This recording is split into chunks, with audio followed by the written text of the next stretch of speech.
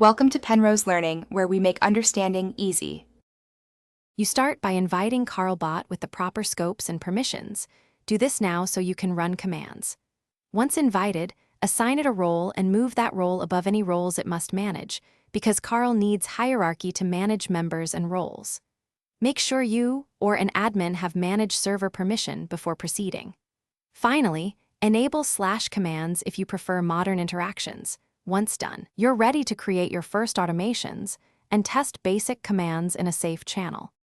You now configure core automations in the dashboard and in server.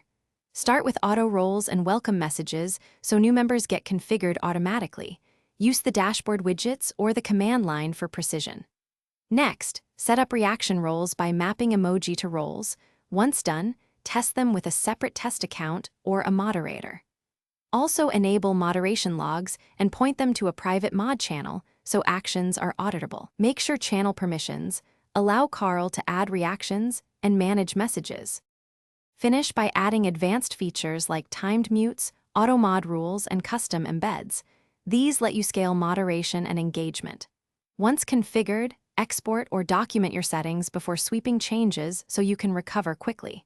If something breaks, check role order first. Carl needs a higher role than targets. Then verify channel and bot permissions and review the dashboard error logs for clues. If persistent, temporarily reduce automations to isolate the issue and re-enable them one at a time.